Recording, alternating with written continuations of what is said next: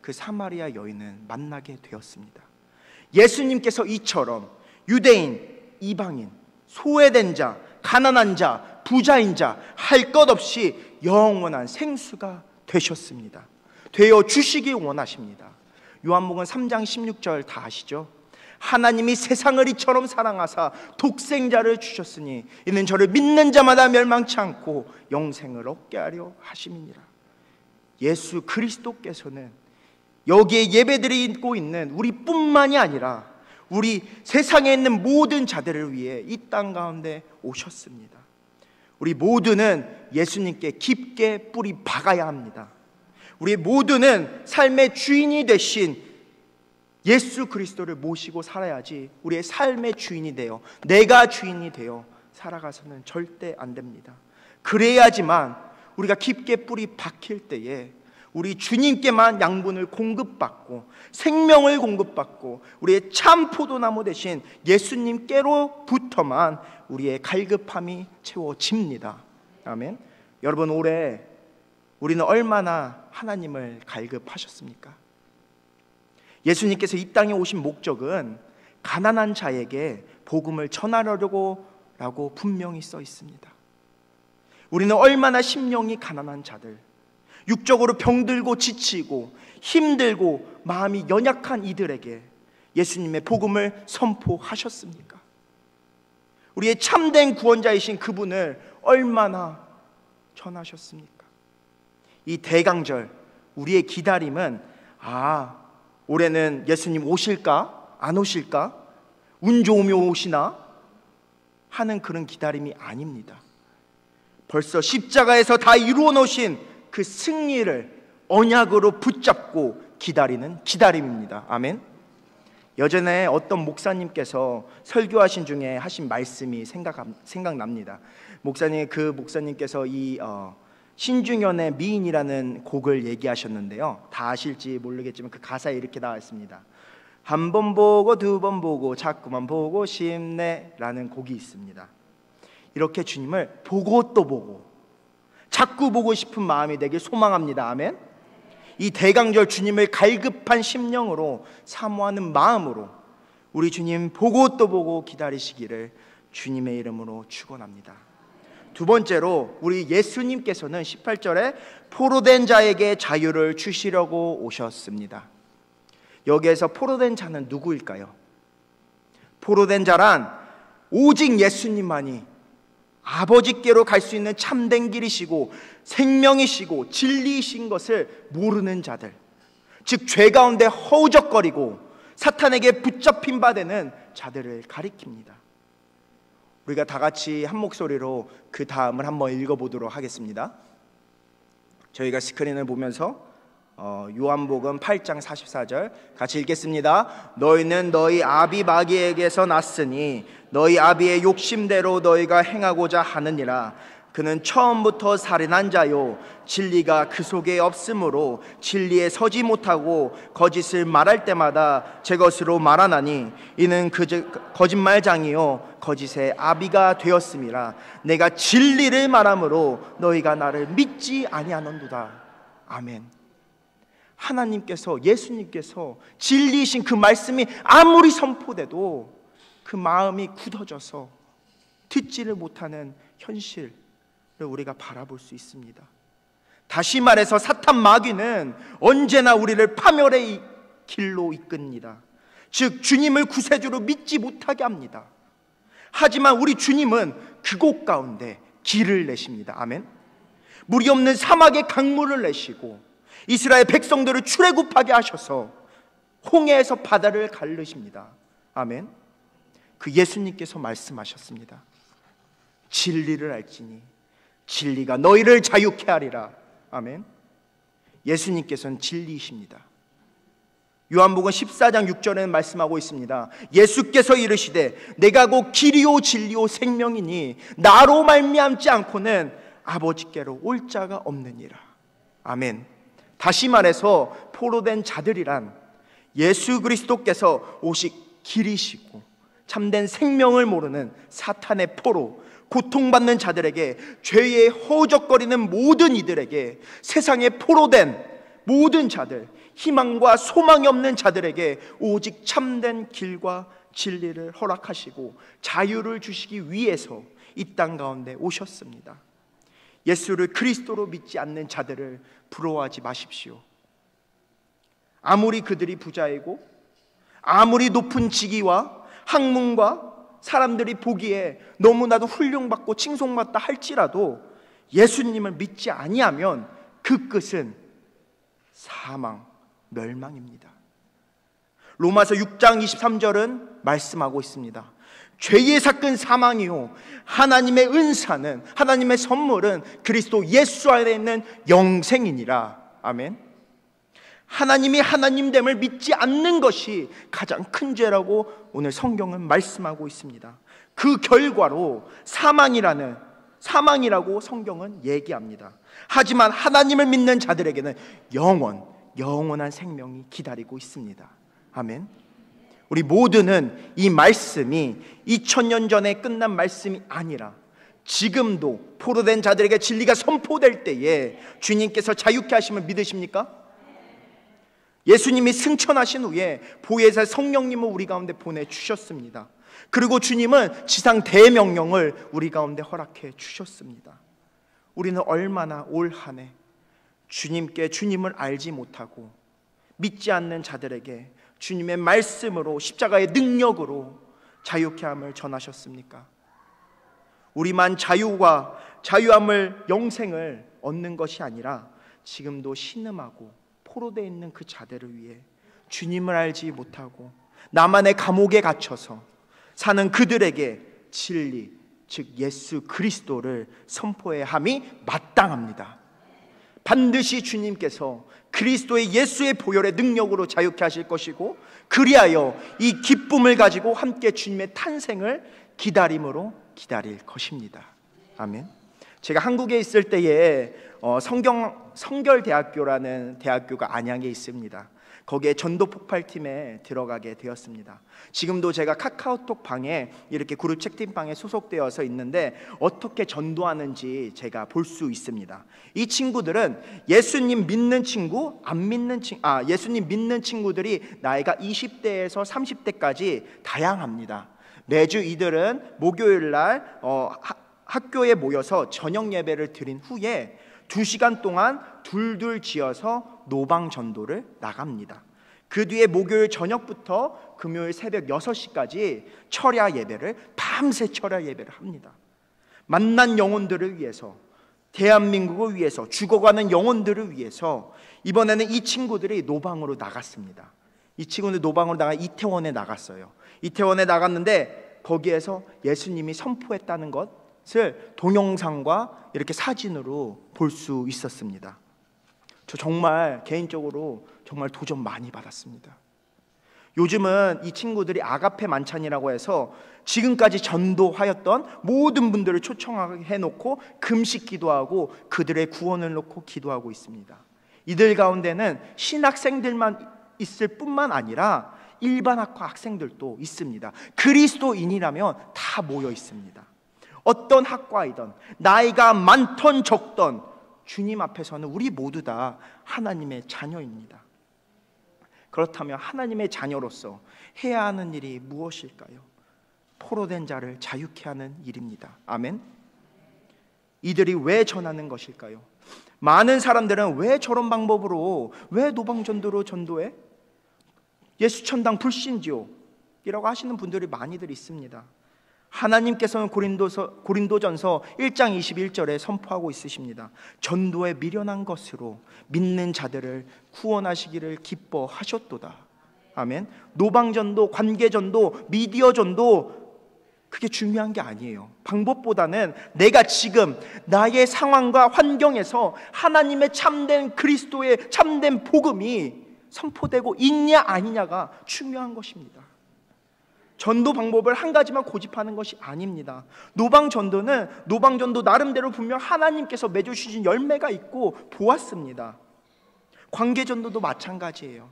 그것이 중요한 것이 아니라 가장 중요한 것은 우리가 이 말씀을 통해서 도전받고 찔림받고, 예수님은 이 땅 가운데 이렇게 오셨는데, 나도 포로된 자였는데, 나도 가난한 자였는데 예수님께서 나를 구원해 주셨는데 내가 뭐라고 하면서 나도 전도해야지, 이 복음의 기쁜 소식을 다른 이에게 전해야지 해야 된다는 것입니다. 오직 열매의 결과는 하나님께만 있습니다. 우리는 하나님의 도구로 그냥 사용되는 것입니다. 아멘. 세 번째로 예수님께서는 눈먼 자에게 다시 보게 함을 전파하려고 이 땅 가운데 오셨습니다. 제가 20살 때에 하나님의 은혜로 영국에 이렇게 갈 수 있는 기회가 생겼습니다. 저는 영국에 아시는 분들도 없고, 그렇게 해서 카자흐스탄에 있을 때에 영국 어떤 선교사님이 잠깐 오신 것을 이렇게 만났습니다. 그 영국 할머님께서 저를 초청해 주셔서 제가 영국으로 갈 수 있는 기회가 생겼었는데요. 이분이 기도하시는 분이시고, 이분의 사역은 이스라엘, 영국에 살고 있는 이스라엘 사람들을 자기 고국으로 이렇게 보내고 양육시키고 트레이닝 시켜서 보내는 일을 하시고 계셨습니다. 그런데 그 영국 할머님께서 저의 가슴을 막 치시는 거예요. 그래서 Wake up your soul, Noah. Wake up your soul 이러시는 거예요.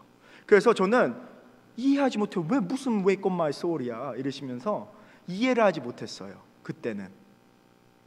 그러면서 내 영혼아 깨어라, 내 영혼아 깨어라는 말이잖아요. 근데 이번에 설교를 준비하면서 제가 느낀 게 있었습니다. 잠들어 있는 나, 마음이 굳어져 있는 나. 예수님을 믿으면서 우리가 삶을 살면서 고통과 아픔과 시련이 다가올 때에 우리가 마음이 굳어지진 않습니까? Wake up your soul. 잠들어 있는 나의 영혼아 깨어라. 잠들어 있는 나의 영혼아 깨어라. 하나님께서 말씀하십니다. 우리의 귀가 열려지고 우리의 눈이 뜨여지며 우리의 마음이 굳어져 있는 것들이 녹아질 때에 하나님의 비전과 청사진을 볼 수 있습니다. 아멘. 그럴 때에 하나님의 마음을 시원케 해드리는 우리 모든 메데스미 성도님 되기를 주님의 이름으로 축원합니다. 예수님께서는 이 땅 가운데 오셔서 수많은 질병들을 고쳐주셨습니다. 눈먼 자들, 문둥병자들, 병든 자들, 심지어 죽은 자들까지도 죽음에서 일으켜 세우셨습니다. 이것은 예수님께서 메시아라는 것, 그리스도인인 것을 성취하기 위해서, 예언을 성취하기 위함이셨습니다. 이렇게 육체적으로 병든 자들을 고치려고만 예수님께서 오신 것이 아니라 예수님께서는 영적으로 소경된 자들 고치려고 이 땅 가운데 오셨습니다. 본문의 배경에 유대인들은 예수님께서 이런 자들 때문에 왔다라는 말씀을 들었음에도 불구하고 누가복음 4장에 있는 나사렛에 있는 유대인들은 예수님을 어렸을 적부터, 자라났을 때부터 보았다고 너가 무슨 메시아야? 라는 마음과 심정으로 예수님을 무시하고 말씀을 듣지 않았습니다. 예수님을 그래서 산 낭떠러지까지 끌고 가서 떨어뜨리려고 했습니다. 이렇게 영적으로 진리가 선포돼도 귀머거리가 되었고, 예수님을 직접 봄에도 불구하고 영적으로 소경되어 참된 구원자이신 예수 그리스도를 알아보지 못했습니다. 성경에는 바울 사도가 나오는데요, 사도 바울은 예수님을 박해하는 자였습니다. 그리고 그리스도인을 핍박하였습니다. 다메섹으로 가는 길에 그 핍박하는 그 사도 바울은 예수님을 만나게 됩니다. 그때에 영적인 눈이 번뜩 띄어지게 됩니다. 성경에 보면 비늘 같은 것이 벗겨졌다고 말씀하고 있습니다. 예수님은 마음이 굳어있는 자들에게, 영적으로 병들어 있는 자들에게 오셨습니다. 여러분, 우리는 대강전을 지나면서 얼마나 영적인 눈이 뜨여져 있으십니까? 반쯤 뜨여져 있으십니까? 3분의 1? 아니 완전 뜨여져 있으십니까? 하나님의 진리의 말씀이 강단에서 선포될 때에 마음이 찔리고 굳어져 있는 마음이 녹아지고 회개가 일어나며 성령이 충만해지며 하나님을 향한 그 마음, 한 영혼을 향한 그 부름의 열망과 갈망이 우리 안에 일어나십니까? 하나님의 말씀에 순종하는 마음이 얼마나 우리 안에 있습니까? 주님의 마음을 헤아려 성령의 능력으로 주님의 다시 오심을 예비하는 우리 메디슨의 성도님 되기를 주님의 이름으로 축원합니다. 네 번째로 예수님께서는 눌린 자를 자유롭게 하시려고 이 땅 가운데 오셨습니다. 눌린 자는 죄책감에 눌린 자들, 세상에 억압받는 자들, 죄짐에 눌린 자들을 뜻합니다. 과거의 죄책감 때문에, 나의 죄악 때문에 눌리며 살아가는 자들에게 예수님께서는 자유롭게 하시려고 이 땅 가운데 오셨습니다. 예수님께서는 마태복음 11장 28절에 이렇게 선포하고 계십니다. 무겁고 수고하고 짐진 자들아, 다 내게로 오라. 내가 너희를 쉬게 하리라. 아멘. 우리 모두가 예수 없으면 겪고 있는 절망과 우울증과 정신 문제, 자녀 문제, 부부 문제, 모든 문제들이 발생합니다. 계속적으로 그런 문제 때문에 힘들어하는 모든 이들에게 예수님께서는 내가 해답이다, 내가 너가 겪고 있는 그 문제보다 더 크다 라고 말씀하십니다. 오직 예수 그리스도의 십자가의 보혈의 능력만이 이 모든 죄악의 문제에서 자유케 하실 수 있습니다. 아멘. 그 당시 로마인들은 유대인을 지배하며 살았습니다. 그때에 가장 고통받는 사람이 있었습니다. 그 사람이 누군지 아시나요? 바로 삭개오였습니다. 세리였던 삭개오. 유대인들에게 모질게 욕을 먹는 사람이었어요. 왜 욕을 먹었을까요? 그에게 예수님, 동족들에게 그는 배반한 자였기 때문이에요. 그에게 예수님은 같이 식사하시고 그 집에 들어가 머물기까지 하십니다. 세상에 눌린 자들, 세리로서 동족을 배반한 생각이 들고 죄책감이 들고 사람의 시선에 내가 눌리고 작아지는 삭개오에게 예수님은 자유케 하셨습니다. 그에게도 복음은 전해졌습니다. 예수님께서 명예, 직위, 돈, 남녀노소를 막론하고 죄책감에 눌린 모든 자들을 자유케 하셨습니다. 그 예수님께서 오늘 우리를 다시금 십자가의 보혈로 깨끗게 하심을 믿으십니까? 아멘. 마지막으로 예수님께서는 은혜의 해를 전파하기 위해서 이 땅 가운데 오셨습니다.